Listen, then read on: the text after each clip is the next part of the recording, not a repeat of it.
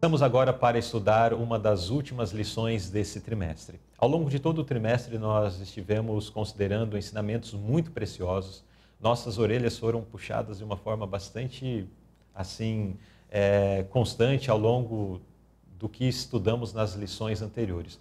E não será diferente com a lição de hoje, não será diferente com a lição que estudaremos na semana que vem também. Mas nessa lição nós vamos ver alguns aspectos importantes que nos faz trazer à mente a herança dos salvos. Isso nos traz alegria, não é verdade? E também continuaremos recebendo apelos da palavra de Deus sobre como devemos nos portar, como devemos estar sendo preparados para desfrutar dessa herança eterna dos salvos. O título desta lição é: Que pessoas vos convém ser? Que pessoas devemos ser para que possamos herdar esta nova terra, esta terra purificada? O verso áureo nós lemos na segunda carta do apóstolo Pedro, capítulo 3 e verso 11. Havendo, pois, de perecer todas estas coisas, que pessoas vos convém ser em santo trato e piedade?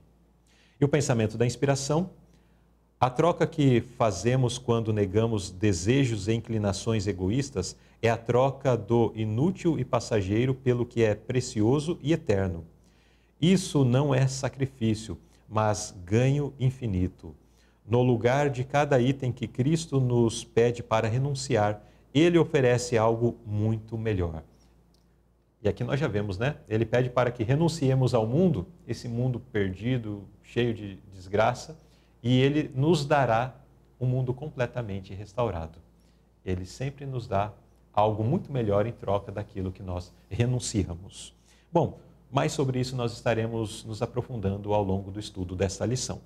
E para compartilhar conosco, para interagir conosco no estudo desta lição de número 12, nós estamos recebendo o irmão Nilson Manuel, que é ancião de uma das igrejas aqui em Goiânia e também é responsável pelo departamento jurídico da Associação Central Brasileira. Vamos ao primeiro tópico: inevitável, inextinguível. Como as Escrituras descrevem o juízo executivo final? Jusilei, esse juízo executivo é o resultado da sentença que foi proferida lá no Calvário. Com a morte de Cristo, com a vitória de Cristo, Satanás é condenado e com ele todos os pecadores que o seguem, né, como líder, como seu Senhor. Na sucessão dos fatos que irão acontecer, nós visualizamos aqui depois do milênio. Cristo volta, todos os ímpios morrem, os salvos vão para o céu e a terra fica durante 1000 anos sem habitantes, a não ser o diabo. Quando o diabo e seus anjos, né? Isso, exato. Quando Cristo voltar pela terceira vez, ele irá ressuscitar esses mortos que morreram em pecado, não tiveram a escolha de seguir a Cristo. E quando todos ressuscitarem, diz que o próprio diabo irá liderá-los para um ataque à cidade santa que naquela ocasião desceu e está estabelecida na terra. E quando eles movimentam-se para atacar a terra, desce fogo do céu, da parte de Deus. E eles são consumidos ali. Ou seja, a execução da sentença já proferida no Calvário. Exato. A sentença foi proferida no Calvário, determinando nessa destruição. Depois nós temos ainda algumas outras fases do juízo, que tem o juízo investigativo. Sim. Em nossos dias. Depois temos ainda o juízo que acontece até durante o milênio, né, onde é determinado ali a penalidade de todos os ímpios. E finalmente essa execução após o milênio.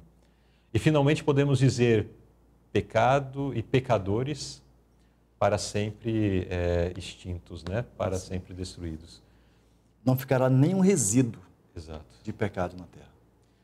A lição ela acaba não aprofundando mais nesse sentido, porque não é o foco também da carta de Pedro nas suas escrituras. Isso nós temos em outras porções das Escrituras, mas nós temos a certeza de que não ficará nem raiz e nem ramos, e isso aqui é até mencionado, mas posteriormente nos é dito de que a única marca, a única lembrança que teremos pela eternidade da existência do pecado serão as marcas da crucifixão de Cristo, né?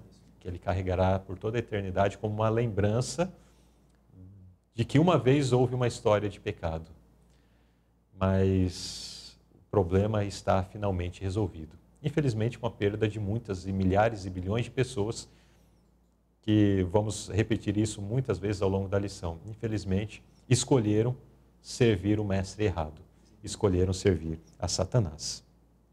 Muito bem, então nesse primeiro tópico nós vimos esta questão do juízo executivo final, que é o juízo onde a sentença estabelecida, determinada já por Cristo na cruz do Calvário e depois desses processos de julgamentos também, nós temos agora a execução dessa sentença, destruindo para sempre pecado e pecadores, destruindo a raiz, que é Satanás, e seus amos, que são todos aqueles que o seguem.